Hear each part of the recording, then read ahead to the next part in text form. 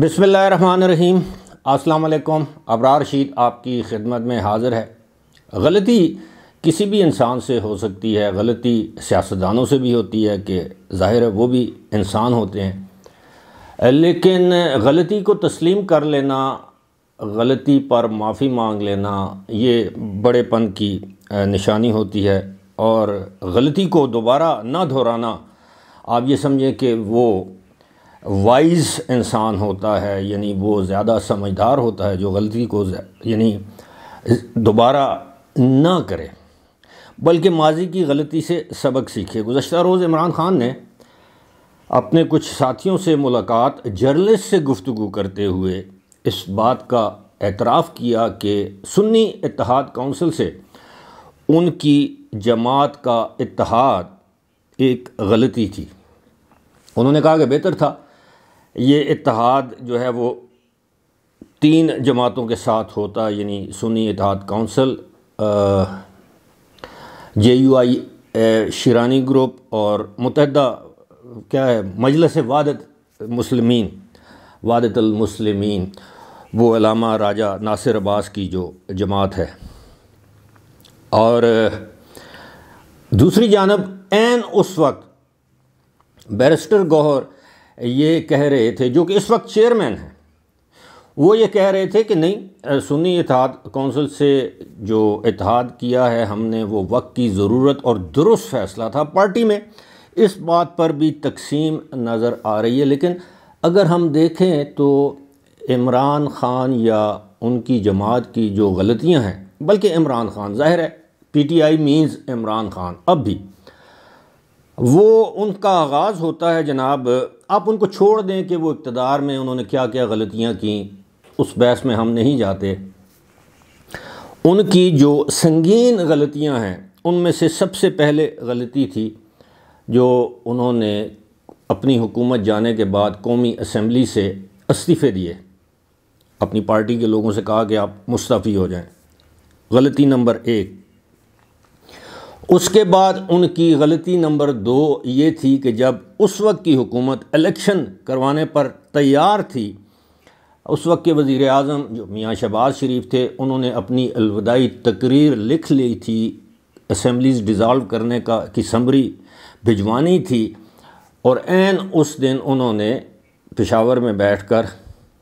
اسلام آباد long march کی کال دے دی۔ یہ 19 یا 20 مئی 2022 کی میں بات کر رہا ہوں۔ تیسری غلطی ان کی تھی جب انہوں نے موجودہ آرمی چیف کی تعیناتی کو روکنے کے لیے اسلام آباد کی جانب لانگ مارچ کیا۔ چوتھی غلطی ان کی تھی جب انہوں نے پنجاب اور خیبر پختونخوا کی اسمبلیاں ڈیزالو کیں۔ اس غلطی کے نتیجے میں اب یہ ساری غلطیوں کے جو نقصانات آپ کہہ لیں یا مضمرات کہہ لیں یا نتائج ان کو بھگتنا پڑے ہیں، لیکن جو انہوں نے چوتھی غلطی کی، صوبائی اسمبلیاں توڑ کر، اس کے نتیجے میں ان کو جو ایک کشن حاصل تھا، یعنی پنجاب کی پولیس ان کے وزیر اعلیٰ کے ماتحت تھی، انتظامیہ ان کے ماتحت تھی، خیبر پختونخوا میں وہ جب آتے جاتے کوئی پوچھنے والا نہیں تھا، گرفتاری کا کوئی ڈر نہیں تھا۔ لیکن ساتھ ہی ساتھ ان 2 حکومتوں کے خاتمے کے بعد آپ نے دیکھا کہ گلگت بلتستان، وہاں پر بھی PTI کی حکومت چلی گئی، اور آزاد کشمیر میں کی حکومت سے بھی ہاتھ دھو بیٹھے۔ اب جو انہوں نے یہ غلطی کی یا ان سے کروائی گئی سنی اتحاد کونسل میں، اگر آج سنی اتحاد کونسل اگر اس کو پارلیمانی جماعت PTI کے لوگ اس وقت بڑی خوشی سے اپنے بیان حلفی یعنی ایفیڈیوٹ سائن کر کے اپنی جماعت کو دے رہے تھے، جو ارکان قومی اور صوبائی اسمبلی ہیں، کہ جی ہم سنی اتحاد کونسل میں شامل ہو رہے ہیں، تو اس کے بعد اگر آج صاحبزادہ حامد رضا بطور اپنی جماعت یعنی PTI کے سربراہ تو وہی ہیں، وہ اگر اسپیکر کو یہ درخواست دے دیتے ہیں کہ جناب مجھے بنایا جائے لیڈر آف دی اپوزیشن کیونکہ اس جماعت کا سربراہ میں ہوں، تو کیا ہوگا؟ اس کو بھی ایک طرف چھوڑ دیجئے۔ اس کے بعد جو سب سے بڑی غلطی کی عمران خان کی جماعت یا عمران خان نے، وہ یہ ہے کہ جب ان کے پاس 92 سیٹیں آ چکی تھیں اور وہ سنگل لارجسٹ پارٹی بن چکی تھی ان کی جماعت، یعنی سب سے زیادہ سیٹیں حاصل کرنے والی واحد جماعت،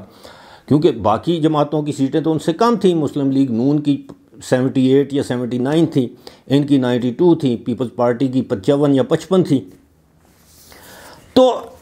اس پہ انہوں نے دھاندلی کا وویلا کرنا شروع کر دیا، باوجود اس کے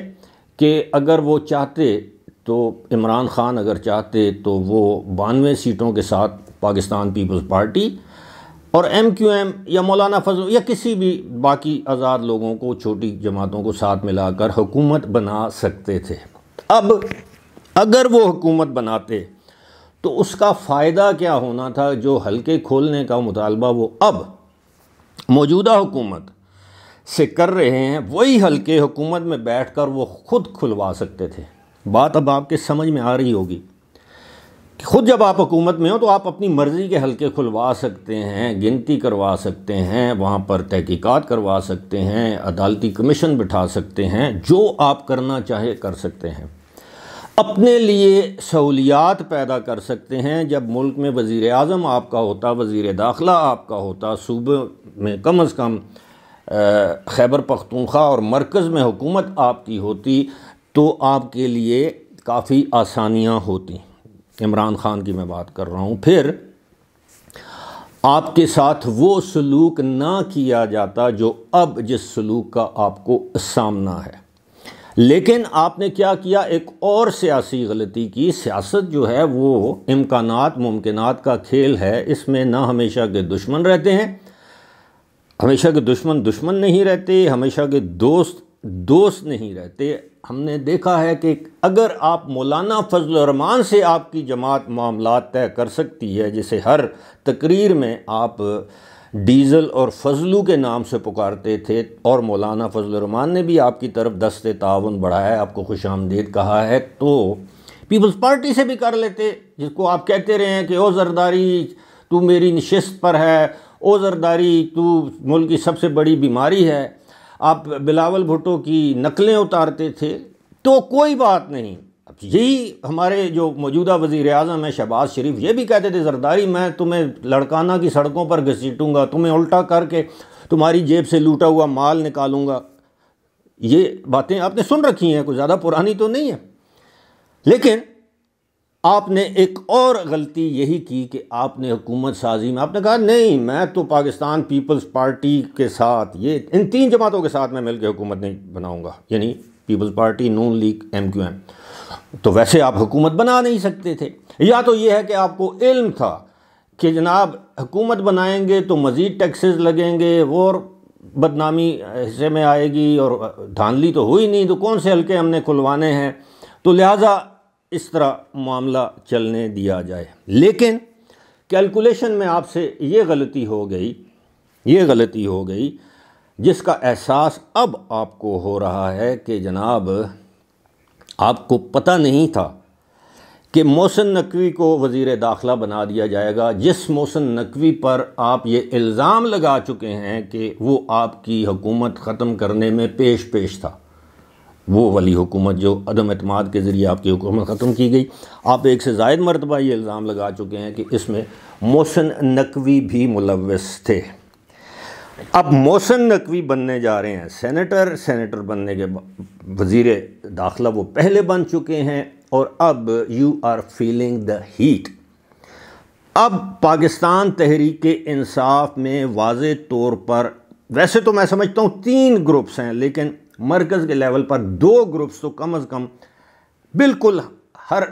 شخص کو دکھائی دے رہے ہیں۔ ایک وہ جو یہ سمجھتے ہیں کہ جناب اس پارٹی پر تو وکلا نے آ کر قبضہ کر لیا ہے، ہر چیز، ہر ٹاک شو میں، ہر فیصلے میں وکلا جو کبھی کسی کونسلر کا الیکشن نہیں جیت سکتے تھے، وہ قومی اسمبلی میں آ کر بیٹھ گئے ہیں، ان کو کوریج مل رہی ہے، ایئر ٹائم مل رہا ہے، ٹیلی ویژن چینلز والے ان کو بلا رہے ہیں، اور جو پارٹی کے دوسرے رہنما تھے اب وہ اپنے آپ کو اسرٹ کرنے کے لیے آئے روز کوئی نہ کوئی اس طرح کا بیان دیتے ہیں کہ وہ خبروں میں زندہ رہیں۔ دوسری جانب وکلا گروپ کا یہ کہنا ہے کہ جناب جس وقت عمران خان کے اوپر افتاد تھی، آپ سارے لوگ زیر زمین چلے گئے تھے، روپوش ہو گئے تھے، آپ کے زبانوں کو چپ لگ گئی تھی، آپ کے ہونٹوں پر تالے پڑ گئے تھے، تمام سیاسی جو وہ روپوش تھے جو آج کل آپ کو ضمانتوں پہ نظر آتے ہیں، تو وہ وکلا ہی تھے جو عمران خان کا مقدمہ بھی لڑ رہے تھے، عمران خان کے بیاف پر آ کے پریس کانفرنس بھی کر رہے تھے، چاہے ان میں شعیب شاہین ہوں، چاہے ان میں لطیف کوسا ہوں، اعتزاز احسن، چلیں وہ پارٹی میں شامل نہیں ہوئے، چاہے شیر افضل مروت ہوں، بیرسٹر گوہر ہوں، وہ جو پنچوتا برادران ہیں وہ ہوں، پارٹی اپنا وہ کیا نام ہے ان کا، سلمان اکرم راجہ ہوں، تو یہی حامد خان، یہی وہ لوگ تھے جنہوں نے آ کر پاکستان تحریک انصاف کو اس کے انتہائی کٹھن اور مشکل وقت میں سہارا دیا۔ تو یہ اب جنگ تو جاری ہے، لیکن اس کا نقصان کسے ہوگا بالآخر؟ اگر تحریک انصاف بطور جماعت قائم بھی رہتی ہے تو کیا اس کے نتیجے میں عمران خان جیل سے باہر آ جائیں گے؟ کیا IMF کو خط لکھنے، ان کے دفاتر کے باہر مظاہرے کرنے، جو بھی آپ کر لیں، کیا اس کے نتیجے میں عمران خان جیل سے باہر آ جائیں گے؟ جب آپ کہتے ہیں کہ عمران خان کوئی ڈیل نہیں کرنا چاہتے، ساتھ ہی ساتھ آپ اگلی سانس میں یہ کہتے ہیں کہ عمران خان کو رہا کیا جائے، تو رہائی تو کسی ڈیل کے نتیجے میں ہوگی نا، کوئی ایشورنسز، کچھ گارنٹیز کوئی دے گا، دی جائیں گی تو رہائی ممکن ہوگی۔ ایک جانب آپ ان کی رہائی، تو کیا یہ سب کچھ کرنے، پھر جس طرح شہداء کے خلاف آپ ایک منظم کیمپین چلا رہے ہیں، اس طرح کی باتیں کرنے سے، تو کیا ایسی حرکتوں کے بعد آپ کیا سمجھتے ہیں کہ جیل میں عمران خان کے لیے کوئی آسانیاں پیدا ہوں گی یا ان کی رہائی کے لیے کوئی راستے ہموار ہوں گے؟ ہرگز نہیں۔ لہٰذا اب چاہیے کہ عمران خان اگلی کسی نشست میں جرنلسٹ کے ساتھ اپنی ان تمام غلطیوں کا اعتراف کریں جو میں نے گنوائی ہیں، یقیناً اس سے زیادہ غلطیاں ہوں گی،